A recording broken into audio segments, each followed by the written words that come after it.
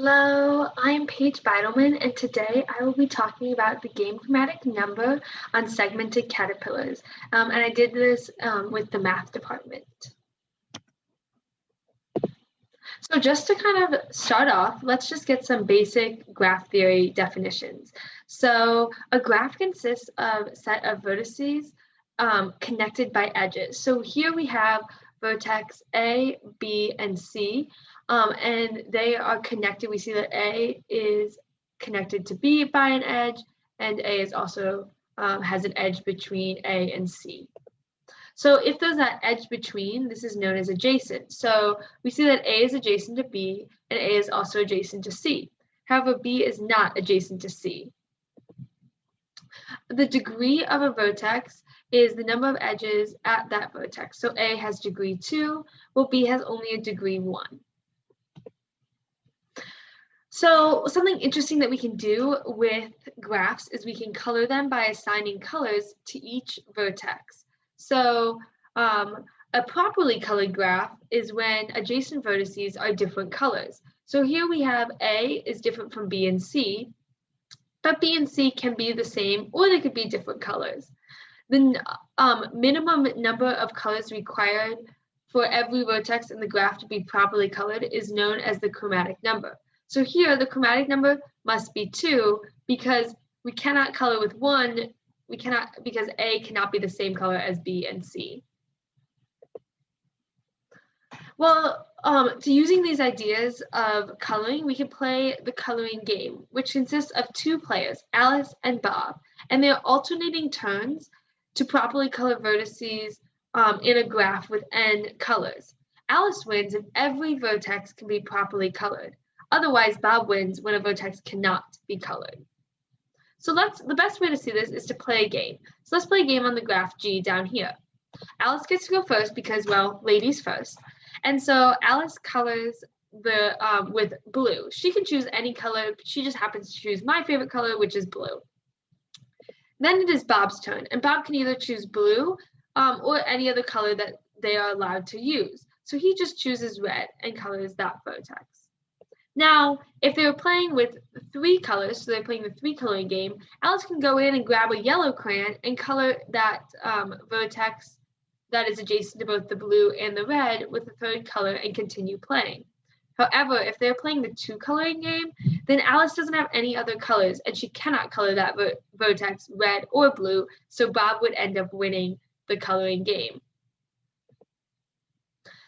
The least number of colors needed for Alice to win on any graph is the game chromatic number. So that's like how many crayons need to be in the crayon box in order for Alice to have a winning strategy no matter what Bob does. So we are going to look at the game chromatic number for trees. A tree graph is a graph that does not contain any cycles. A cycle is when you can travel around a path and get back to the starting vertex that you started at. So here on the left, we see that we have a tree because we do not have any cycles. But on the right, we do not have a tree because there is a cycle. To follow along with the tree metaphor, we have leaves have vertices of degree 1. Once Alice and Bob start playing, we can break the graph apart as they play into what we call trunks. Trunks are a part of a partially colored tree is the maximal connected subgraph of a tree such that every vertex is a leaf in that trunk. So let's go through and try to find the chunks of this. So we want every colored vertex to be to create a maximal connected subgraph. So here we have our first one that we've broken it apart into.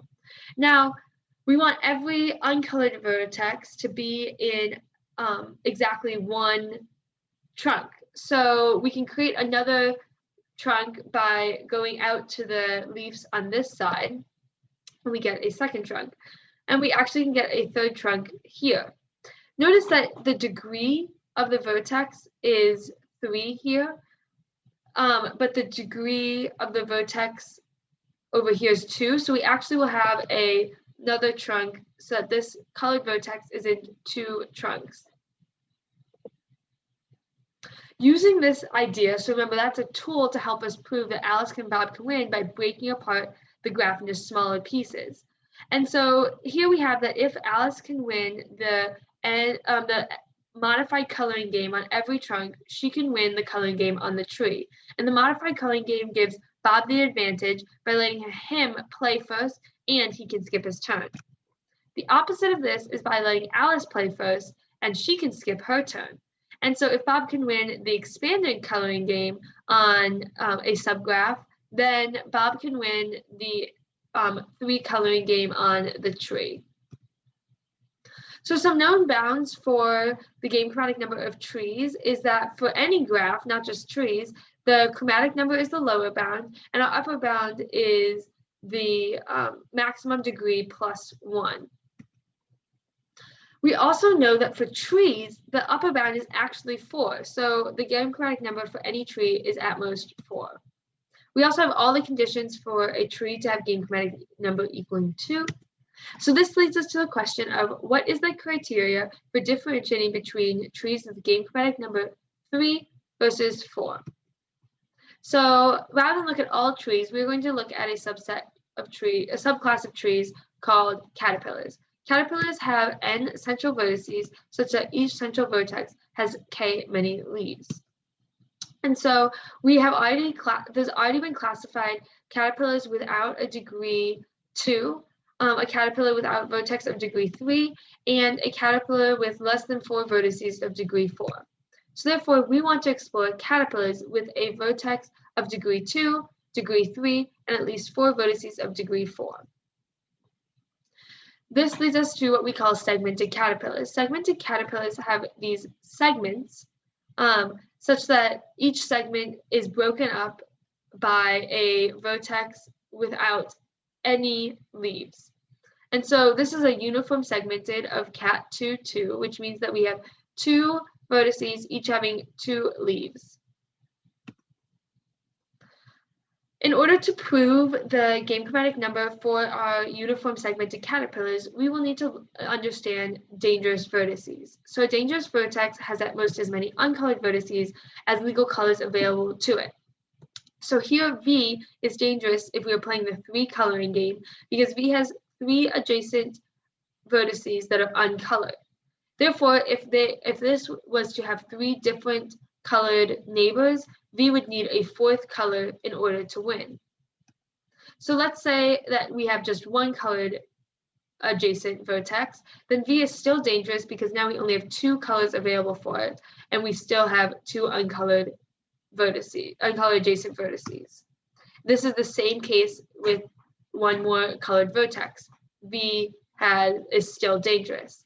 Now, in order to win, Alice must make sure that V can always then be colored. So she can either, to make it undangerous, we can color a leaf the same color that we've already used, or we can simply color the dangerous vertex in order to eliminate it entirely. So using this idea, we're able to prove that a cat2 uniform segmented caterpillar, as seen below, has a game chromatic number equaling 3. So cat2 means that we have exactly 2 vertices. So we can break apart that graph into these 2 trunks. We can prove that Alice then can win on each trunk so that she will win the entire coloring game. Because remember, if she can win on all trunks, she can win the coloring game. The next step is to look at cat2 2 segmented caterpillars. That means that we have 2 vertices, each having 2 leaves. And so Dunn proved that Bob is able to win the 3 expanded coloring game on this graph here.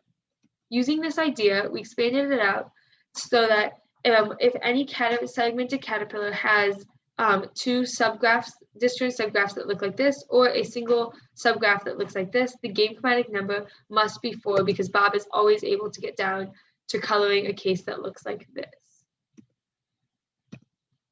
So using this idea and proving some of the lower level cases when we have segments less than 5, the game chromatic number of a uniform segmented caterpillar, a cat2 2 uniform segmented caterpillar, is 4 if and only if the caterpillar has at least 5 segments.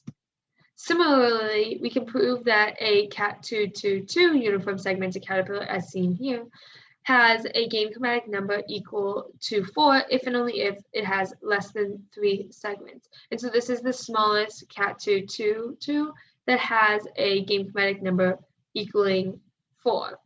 And if we get any larger segments, this becomes non-trivial because we have 4 adjacent degree 4s, which has already been proven. So now that we have classified all uniform segmented caterpillars that are non-trivial, we can then, I would like to go on and investigate the criteria for non-uniform segmented caterpillars to have game chromatic number 3 or 4, as well as extending the results we already have by building lobster graphs, which basically take every leaf that we have and add a leaf to it. I would like to thank my wonderful advisor, Dr. Collins, for all his support and encouragement throughout this entire year and for taking on a brand new project with me. And I just enjoyed all the time we spent together. Thank you.